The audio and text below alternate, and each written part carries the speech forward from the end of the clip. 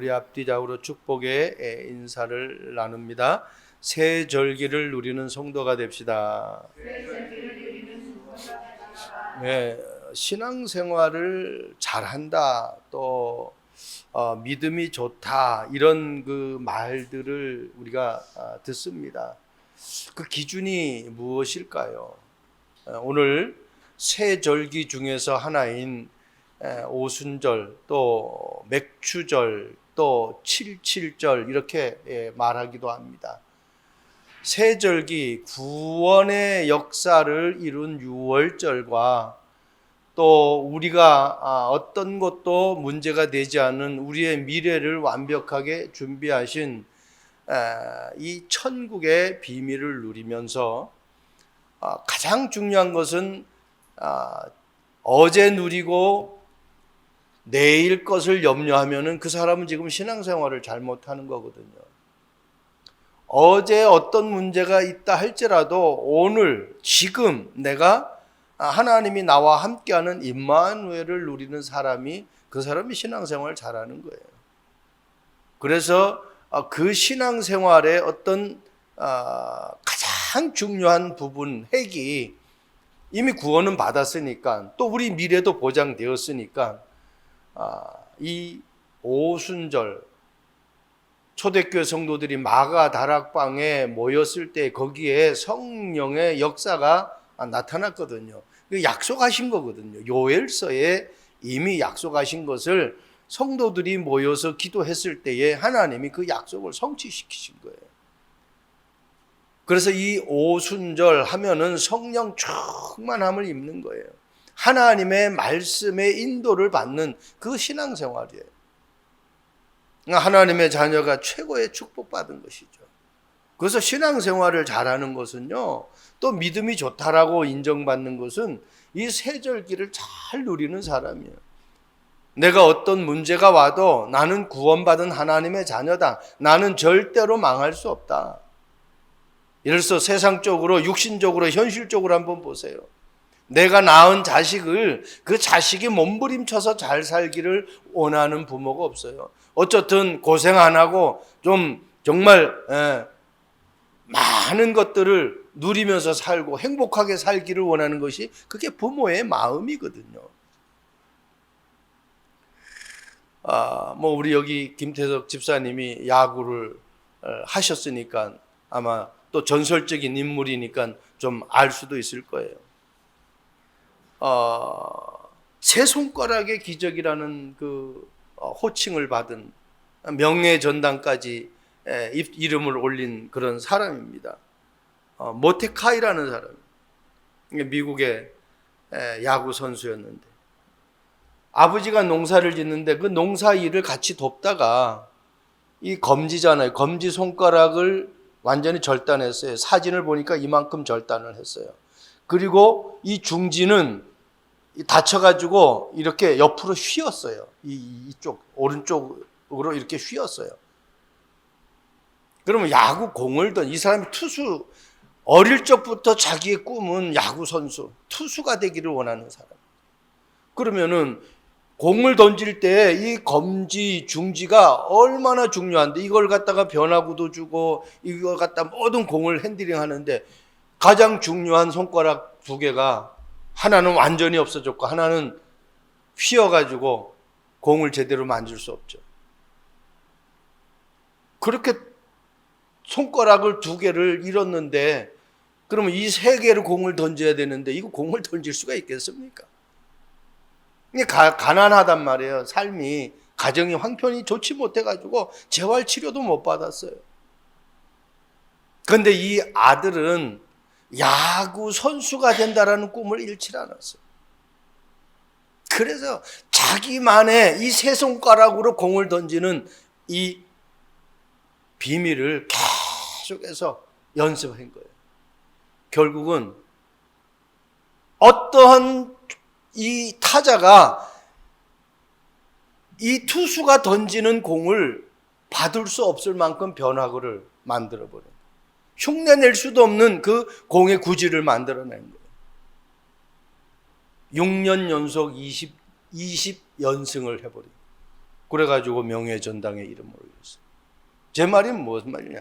우리에게 어떤 문제가 와도 내가 구원받은 하나님의 자녀라는 이 정체성을 놓치지 않고 하나님 바라보면은, 믿음 놓치지 않으면은 꿈은 이루어진다라는 거예요.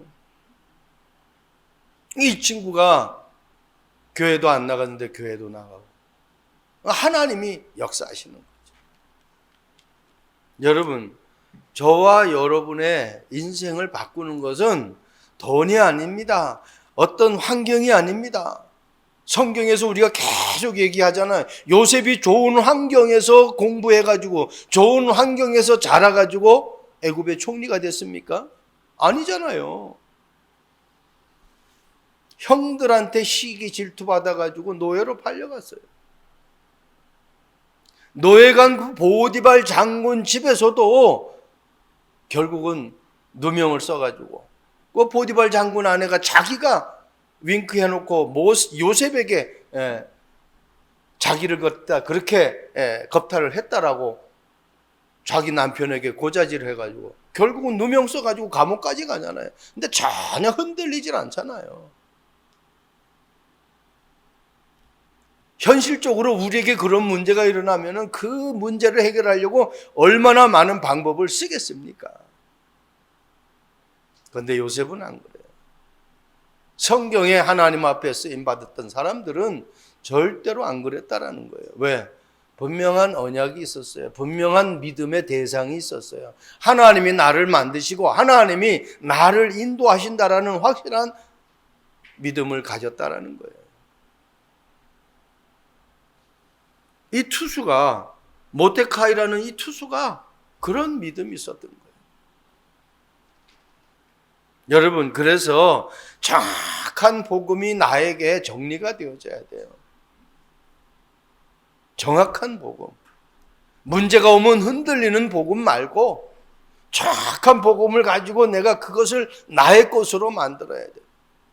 그러면요, 우리의 삶은 최고의 행복한 삶이 될 수밖에 없습니다. 자, 첫 번째, 여호와의 명령과 맥추절이라고 그랬어요.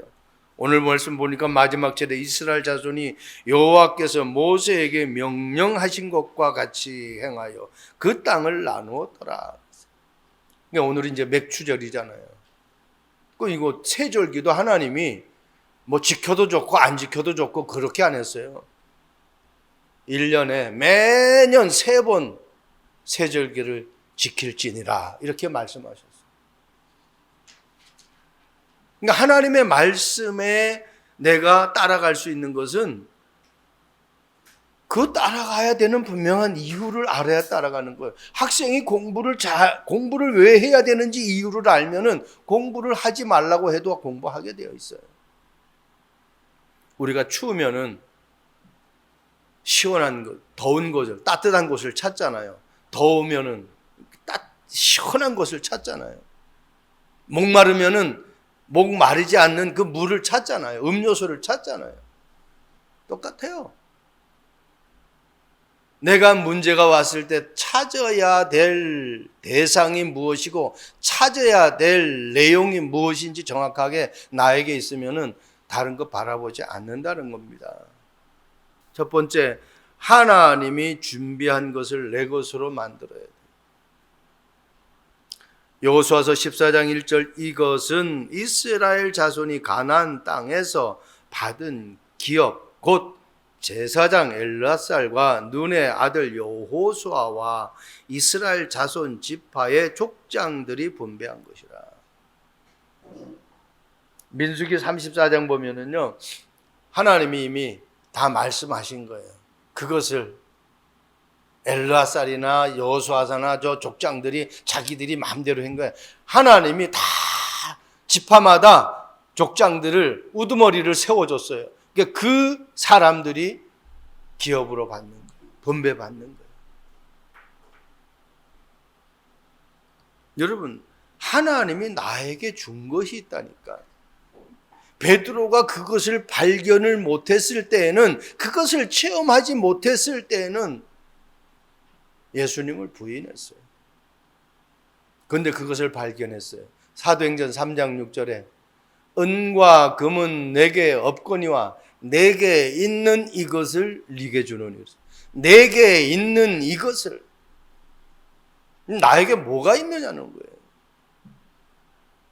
아무리 재산이 많아도요, 그것을 쓸 줄 모르는 사람은 그냥 움켜 안고 있어요.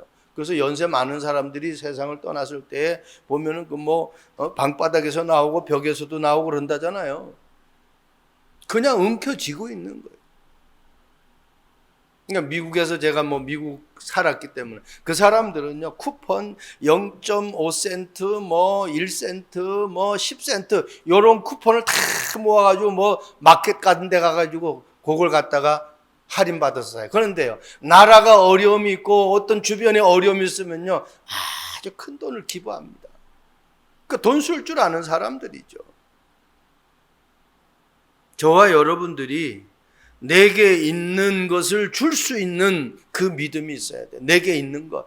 정말 사람들이 고통당하고, 사람들이 죄 때문에 어려움당하고, 사람들이 사단에 속아서 어려움당하고, 사람들이 갈 길을 몰라서 방황하는 그 내용을 정말 정확하게 보고 그 사람들에게 거기서 빠져나오게 하시고, 거기서 죄사함 받게 하시고, 정확한 길을 안내할 수 있는 그 복음을 전달할 수 있어요.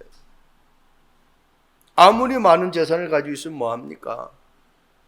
내가 길을 몰라서 방황하면은 한순간에 무너지는 것이죠. 베드로가 마가다락방에서 성령을 체험했어요. 한마디로 이 오순절에 성령의 역사를 체험한 거예요. 세 절기 중에 정확한 이 맥추절을 체험한 거예요. 그리스도 하나님 나라 성령 충만의 언약을 붙잡고 마가다락방에서 모여서 기도했는데 하나님이 그에게 성령으로 임한 거예요. 구원받은 하나님의 자녀가 성령 충만 받아야 됩니다. 안 그러면은 우리는 계속 어려움니다. 육을 가졌는데 내가 이 세상에 사는 동안에 우리 세 나라가 있다고 그러잖아요. 하나님의 나라가 있고 세상 나라가 있고 사탄의 나라가 있다고 그러잖아요.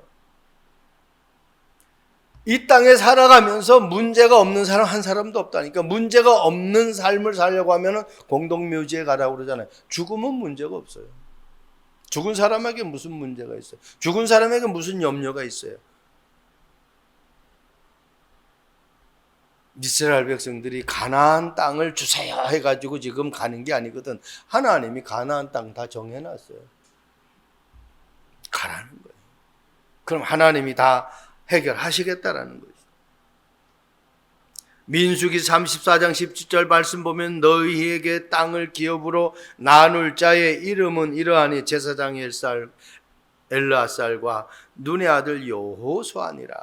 그러면서 나머지 족장들을 또 쭉 이름을 기억합니다. 여러분, 하나님이 다 정해놨어요. 그러니까 저와 여러분들의 이 땅에 살아가는 축복은 하나님이 다 정해놨다니까. 절대로 흔들리지 마세요. 창세기 12장 1절 여호와께서 아브라함에게 이르시되 너는 너의 고향과 친척과 아버지의 집을 떠나 내가 네게 보여줄 땅으로 가라. 부모를 떠나고 친척을 떠나고 고향을 떠난다라는 것이 얼마나 힘듭니까? 혼자서 살아간다는 건요, 독립한다는 것은 편안하기도 하지만은 많은 내가 내 자신을 챙겨야 될 그런 부담이 있는 거예요. 그런데 아브라함에게 그냥 떠나라고 했어요. 보여줄 땅으로 가라는 거예요. 그럼 하나님이 인도하시겠다는 것이죠. 우리는 이 땅에 아무 계획 없고 아무 어떤 내용이 없이 살아가는 게 아니에요. 하나님의 자녀가 되는 순간 하나님이 책임져시는, 하나님이 인도하시는 거예요. 그래서 지도자의 말을 따르라는. 사도행전 2장 42절 말씀 보면 이렇게 말씀하고 있죠. 그들이 사도의 가르침을 받아 서로 교제하고 떡을 떼며 오로지 기도하기를 힘쓰니라. 사도의 가르침을 받아, 지도자의 가르침을 받는다. 왜 학교에 가서 선생님 말씀을 들어야 됩니까? 왜 대학교에 가서 교수의 말을 들어야 되는?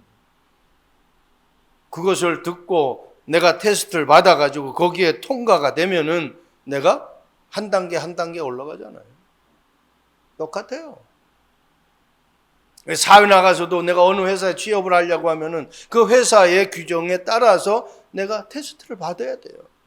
거기에 합격되면 내가 그 회사에 입사를 합니다. 입사를 했지만은 그 회사가 원하는 것을 내가 따르지 않으면은 그 회사에서 어떻게 해요? 나올 수밖에 없는 환경이 주어지는 거예요. 이스라엘 백성들을 하나님이 애굽 땅에서 노예 생활에서 해방시켰지만 이들이 가나안 땅에 가는 그 인원은 여호수아 갈렙 1세대 중에서는 여호수아 갈렙밖에 없었어요. 나머지는 다 어떻게 광야길 가면서 1세대들이 낳은 그 후대들이랍니다.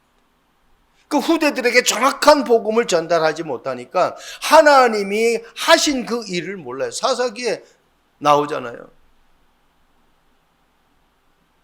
그래서 문제가 오는 거예요. 여러분, 주소를 내가 받았는데 이 주소 받은 쪽지를 잊어버리면은 분명히 받았는데 이 주소를 내가 기억하지 못하면은 가는 길이 고난의 길입니다. 가긴 갑니다. 그런데 고난의 길을 가는 거예요. 그런데 있으면 어때요?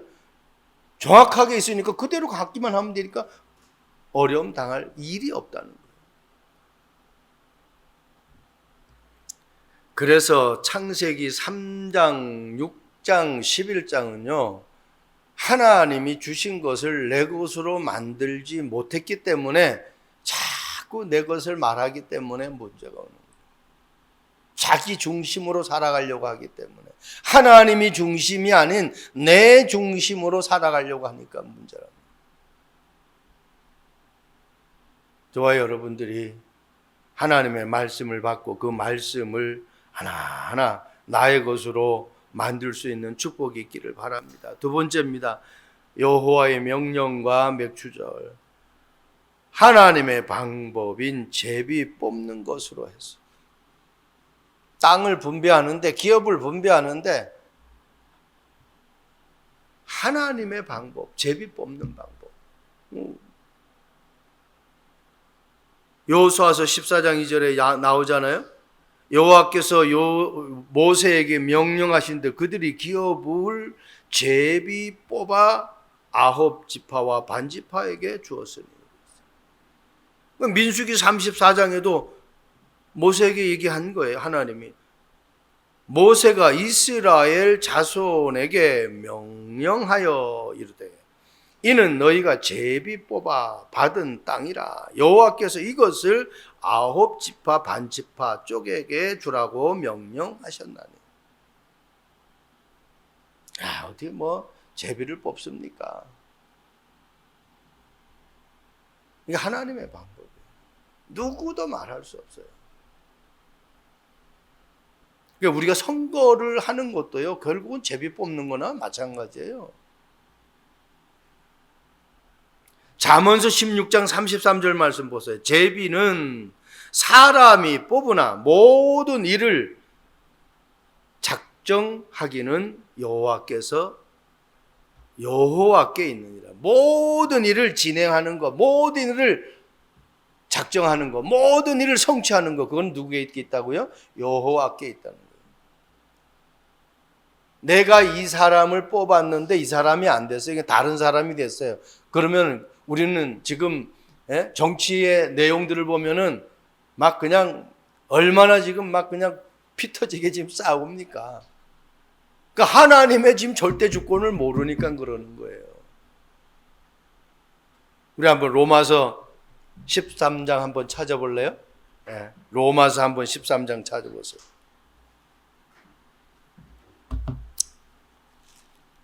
사람이 하나님의 말씀을 모르면요, 그렇게 어려움을 당합니다. 로마서 13장 1절, 2절 우리 한번 보도록 하겠습니다. 신약 성경에 있죠. 제가 가진 성경은 257쪽입니다. 제가 읽어 드릴게요. 각 사람은 위에 있는 권세들에게 복종하라.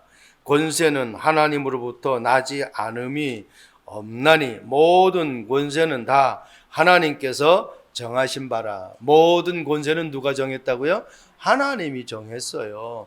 내가 이 사람을 뽑은 것 같은데 내가 뽑은 게 아니라니까요. 오늘 잠언서 16장에도 말씀하고 있잖아요. 제비는 내가 뽑는 것이 아니라 하나님이 하셨다라는 거예요.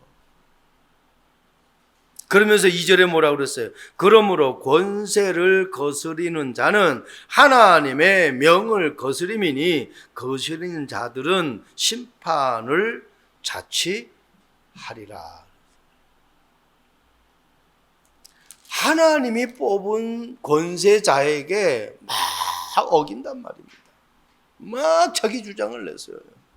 하나님이 가만 안 놔둔다라는 거예요. 조금 우리가 좀 모자라고 조금 좀 부족해도 내가 하나님의 자녀고 저 사람이 하나님의 자녀라고 하면은 정말 위에서 기도하는 거예요. 초대교회 성도들은 오로지 기도에 집중해 버렸어요. 지도자가 잘못할 때 우리가 이렇다 저렇다 말하는 것보다는 기도하는 것이 하나님의 방법이라는 겁니다. 왜? 하나님이 세웠기 때문에. 우리는 하나님의 말씀을 따라갈 수 있는 축복이 있기를 바랍니다.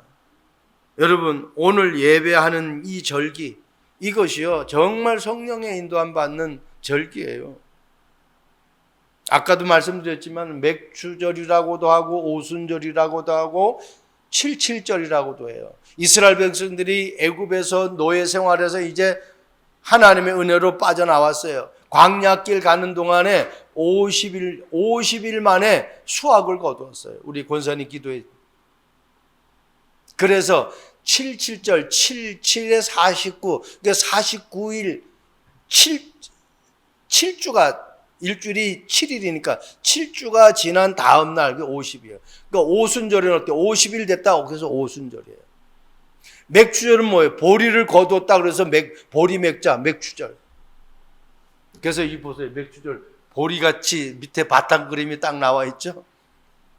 한번 보세요. 아니, 출애굽한 지 50일 됐는데 어떻게 수확을 거둘 수가 있어요? 이건 하나님의 역사가 아니면 안 된다라는 겁니다. 진짜 하나님을 믿어요.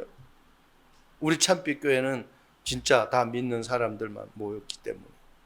이 말씀을 듣는 모든 하나님의 사람들이 정말 하나님의 말씀을 믿으시기 바랍니다. 정말 그러면 역사가 일어나요. 어떤 것도 문제가 되지 않아요. 아니, 광야길 가면서 어떤 농사질 기회가 어디 있겠어요? 그런데 어떻게 보리 수확을 거두었다니까요. 하나님이 하시는 일입니다. 그래서 이 77절, 오순절, 이 맥주절은요 신앙생활의 꽃입니다. 아무리 많이 가져도 내가 누리지 못하면은 그거 꽝이에요. 그런데 아무것도 없는데 하나님이 나와 함께하고 하나님이 나를 책임지신다는 것을 누린다고 하면 그 사람이 신앙생활 최고 잘하는 거예요. 베드로 보세요. 옥에 갇혔어요. 그런데 어떻게? 그 다음날 이제 어떻게? 재판장에 나가가지고 자기 목이 달아나는 그 시간이에요. 그런데 어떻게? 감옥에서 코 골면서 잡니다. 그런데 어떻게? 천사가 와가지고 옆구리를 차가지고 깨우잖아요. 그래서 어떻게 비몽사몽간에 일어났는데 따라와라. 따라가는데 옥문이 열리고 자기 몸에 쇠사슬이 다 풀리고 그래서 성경의 말씀 보면은 자기가 꿈인 줄 알았다고 그랬어요. 근데 가다 보니까 진짜 자기가 어떻게 묶인 거 다 풀리고 옥문이 탁 풀리고 그래가지고 진짜 자기를 위해서 기도하는 그 성도들의 모임 속에 나타나는 거예요. 하나님이 하시는 겁니다. 마가다락방에 일어난 성령 충만함이 내게 24시간 지속이 된다고 하면 그 사람 감당할 수가 없어요. 저와 여러분들이 그런 축복이 있기를 바랍니다. 그것도 무식하게 제비를 뽑아 아니에요. 예수님도 11 제자 속에 한 사람을 더 12제자인데 한 사람 가룟 유다가 배반해가지고 한 자리가 비었잖아요. 그 사도행전 1장 26절의 말씀 보면 그날 아무 사람 안 뽑았어요. 우리와 늘 함께 하는 사람들 중에 한 사람을 뽑는 거예요. 근데 제비를 뽑았는데 마띠아를 뽑잖아요. 그래가지고 11 제자를 소개해서 12 제자를 딱 채웁니다. 예수님이 사람들의 보면 능력이 없어서 제비를 뽑겠습니까? 아닙니다. 하나님이 우리에게 주신 방법입니다. 저와 여러분들이 하나님의 방법, 성령의 말씀을 인도함 받는 그런 축복이 있기를 바랍니다. 기도하고 말씀 보고 그리고 어떻게 하나님의 세미한 음성 들으면 끝나요. 더 이상 우리에게 필요한 게 없습니다. 자, 마지막입니다. 여호와의 명령과 맥주를 하나님의 약속한 성령의 충만함으로 신앙생활하는 거예요. 우리의 삶을 살아가는 거예요. 여호수아서 14장 5절 말씀 보세요. 이스라엘 자손이 여호와께서 모세에게 명령하신 것과 같이 행하여 그 땅을 나누었더라. 여호와께서 명령하신 것과 같이 행하여. 다른 말이 필요 없죠. 하나님의 말씀대로 그대로 따라가는 거예요. 여러분, 내가 성령 충만하지 않으면요 자꾸 다른 것을 기울 겁니다. 하나님이 나에게 주신 것이 분명하지 않다라고 하면 어떻게 해요? 자꾸 다른 것을 내가 추구하려고 하는 거예요. 근데 내 것이 분명하다고 하면은 절대로 다른 거예요. 이것이 가장 소중하고 이것이 가장 나에게 맞는 것이라는 것을 발견하면은 우리는 다른 것 바라보질 않습니다. 여러분, 이 12지파가 땅을 분배하는데 전혀 그것 때문에 불만하고 불평하고 원망하고 그것 때문에 시비가 일어나고 그런 게 하나도 없어요. 왜? 하나님이 정하신 것을 그대로 따르기 때문에 그래요. 우리가 하나님의 말씀을 따라가면은 우리의 삶 속에서 그런 응답과 축복이 차고 넘칠 줄로 믿습니다. 사도행전 2장 1절 오순절 날이 이미 이르매 그들이 다 같이 한 곳에 모였더니 오순절 날이 이미 이르매 그들이 다 같이 한 곳에 모였어요. 모였더니 어떤 역사가 일어났어요? 어마어마한 역사가 일어났죠. 불이 갈라지고 그냥 엄청난 그런 기적과 이적들이 일어나잖아요. 어떤 일? 호련히 하늘로부터 급하고 강한 바람 같은 소리가 있어 그들이 앉은 온 집에 가득하여 마치 불의 혀처럼 갈라지는 것들이 그들에게 보여 각 사람 위에 임하여 하나씩 임하였더니 그들이 다 성령 충만함을 받고 그들이 성령 충만함을 받았다고 안 하고 그들이 다 성령 충만함을 마가다락방에 모여서 그러니까요. 어마어마한 역사가 있어요. 그랬더니 뭐예요? 6절의 말씀 보면 사도행전 이 소리가 남에 큰 무리가 모여 각 자기의 방언으로 제자들이 말하는 것들을 듣고 소동하여 다 놀라 신기하여요. 왜? 15개 나라에서 모였는데 이들이 그냥 다른 나라 말 소리를 다 알아듣는 거예요. 그러니까 어떻게 신기한 거죠. 성령으로 내가 충만받으면은요 다 알아들어요. 그래서 세계복음화는 성령 충만 받은 사람들이 모여져야 세계복음화가 되는 거예요. 그래서요 13절 말씀 보세요. 또 어떤 이들은 조롱하여 이르되 그들이 새 술에 취하였다. 성령 충만 받고 말귀를 알아들으니까 술 취해가지고 그랬다고 그래요.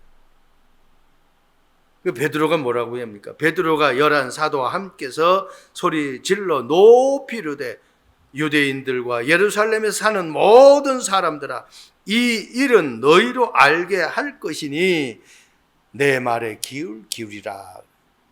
때가 지금 제3신이 지금 대낮인데 무슨 지금 술 먹고 술 취해가지고 홀랑홀랑하냐 그 얘기거든요. 지금 제3시인데 너희 생각과 같이 이 사람들이 취한 것이 아니라 이는 곧 선지자 요엘을 통하여 말씀하신 그 결과가 그대로 우리에게 나타난 것이다 라고 지금 설명을 하는 거예요. 술 취하면 막 그냥 뭐 아무것도 보이질 않잖아요. 그러니까 제일 무서운 사람은요, 못 보는 사람이에요. 이 사람은 어때요? 아무것도 안 보이니까 막 가는 사람이죠. 눈에 안 보이는 사람. 저와 여러분들이 성령 충만 받으면요, 요셉이 성령 충만 받으니까 왕 앞에 섰는데 벌벌벌 떨질 않아요. 담대하게 해요. 왜? 하나님이 나를 세웁니다. 이 자리에 하나님이 나를 세웠다. 교만하라는 얘기가 아닙니다. 하나님이 나를 이 자리에 세웠고 하나님이 나를 이곳에 있게 하셨기 때문에 하나님이 책임진다. 절대로 우리 참빛교 성도들은 어디 가서도 기죽지 않길 바랍니다. 왜? 하나님이 그 자리에 가게 하신 거기 때문에 그래요. 성령의 충만 받아요. 다윗도 그랬어요. 사울 왕이 어떻게 보면 이제 사위잖아요. 이 장인어른이잖아요. 그런데 사울 왕이 다윗을 죽이려고 군사를 풀어가지고 그냥 혈안이 돼 버렸어요. 근데 보세요. 사울 왕의 그 옷자락도 잘리고 증표를 보인단 말입니다. 근데 안 죽인단 말이에요. 하나님이 세운 절대 주권 앞에. 그걸 갖다가 나중에 말하잖아요. 내가 당신을 해야 할 수도 있었지만은 해하지 않았다. 하나님의 절대 주권을 아는 사람은 하나님의 능력으로 일이 마무리되기를 원하기 때문에 절대로 안 해요. 요셉도 아까도 말씀드렸지만은 창세기 41장 38절에 요셉이 하나님의 영에 감동됐어. 다윗도 하나님의 영에 감동됐어. 사무엘도 하나님의 영에 감동됐어요. 하나님 앞에 쓰임 받은 사람들이. 그 기도로 성령 충만 받으니까 내가 해결하려고 안 해요. 하나님 앞에 맡기는 거예요.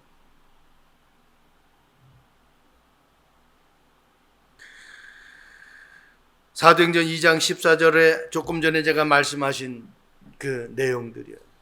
사람들이 정말 우리에게요, 야, 저 사람은 뭐에 진짜 취했다라고 말할 정도로, 진짜 성령 충만하다, 저 사람은 뭔가가 있는 사람이다라고 말할 정도로. 자, 말씀을 맺겠습니다. 세계적인 심리학자이자 베스트셀러 작가인 레이먼드라는 사람이, 이 사람 사무실에 한 사람이 찾아왔습니다. 그러니까 험한 인상을 가지고 있는 사람이 레이먼 앞에 나타나가지고 환한 미소를 지으면서 이야기합니다. 선생님과의 만남이 제 삶을 바꿨습니다. 사회에 나오자마자 선생님께 인사를 했어야 했는데 하면서 인사를 합니다. 그런데 이 레이먼드는 기억이 안 나는 거예요. 와가지고 인사를 하는데 기억이 안 나는 거예요. 그래서 양해를 구하고 어떻게 제가 기억이 안 나는데 누구시냐고 물었더니 이야기하는 거예요. 자기가 교도소에 있을 때에 자기의 IQ를 검사를 했는데 보통보다 아주 높은 IQ를 가지고 있다라고 이 사람에게 얘기한 거예요. 그러니까 칭찬을 해준 거죠.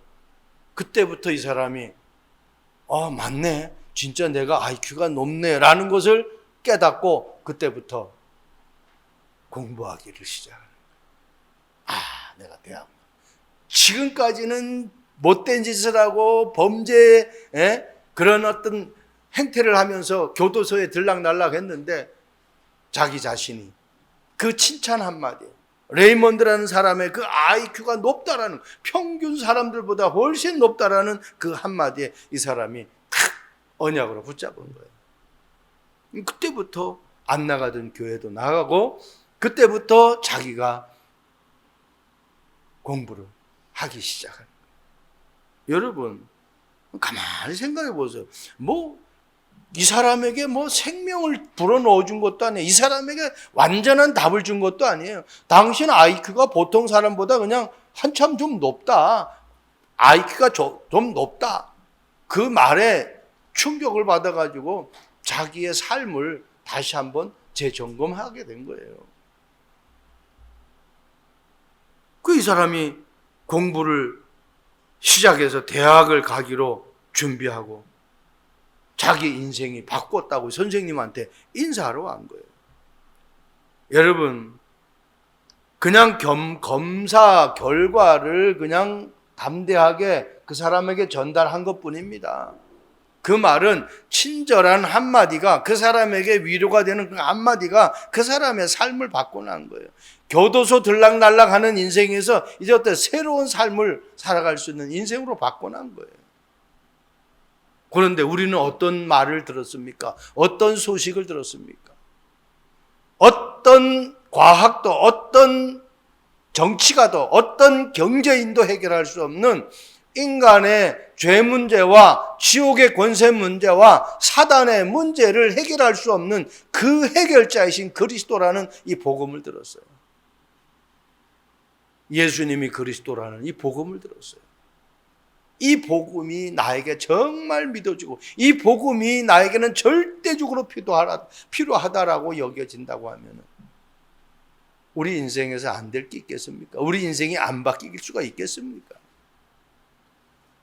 여기 오늘 송경진 집사님 참석했는데 이번에 경주 갔다가 경주에서 울산이 가까우니까 잠깐 들렸는데 거기서 하나님의 계획을 또 발견하고 본인도 지금 그 계획을 발견하고 마음이 하나 되었어요.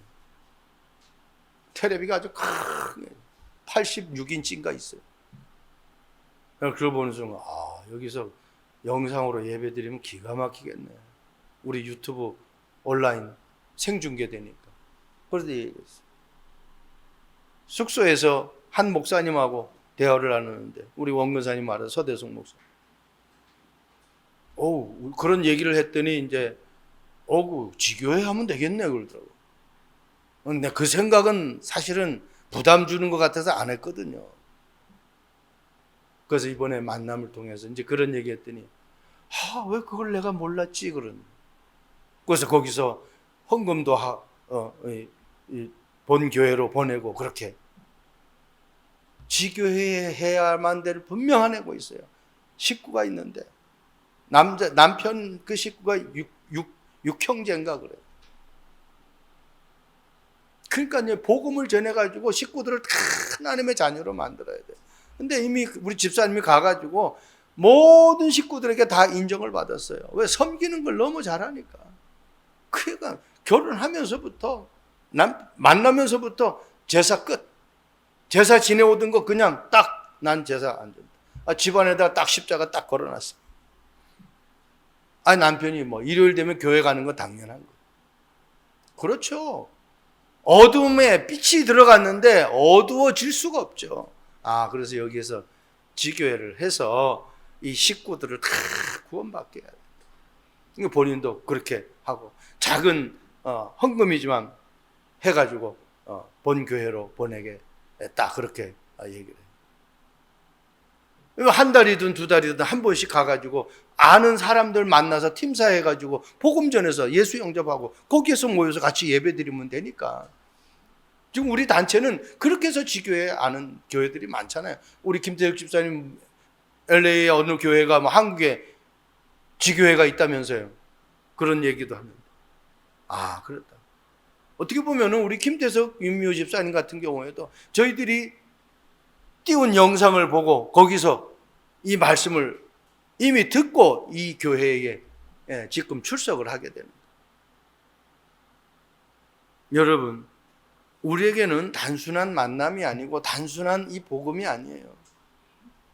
정말 예수님이 그리스도라는 이 복음을 내가 받았다고 하면 이 복음을 들어야 될 사람들이 얼마나 많습니까? 그 사람들에게 이 정확한 복음을 전해서 그 사람들의 인생이 바뀌고 생각이 바뀌고 삶의 패턴이 바뀌어져 가지고 237 나라 살릴 수밖에 없는 망대를 세우는 그러한 축복의 한 주간이 되기를 주님의 이름으로 축복드립니다. 좋으신 하나님을 찬양합니다. 여호와의 명령과 맥주라는 말씀을 가지고 저희들이 은혜를 받았습니다. 하나님이 주신 그 복음이 나의 것으로 만들어지게 하옵시고, 하나님이 주신 그 복음을 가지고 어떤 문제, 환경 속에서도 하나님의 인도를 받는 저희들 되게 하옵소서. 하나님 성령 충만한 비밀을 가지고 237 나라 5천 종족 살리는 축복의 여정 되게 하옵소서. 감사합니다. 예수 그리스도의 이름으로 기도합니다. 아멘.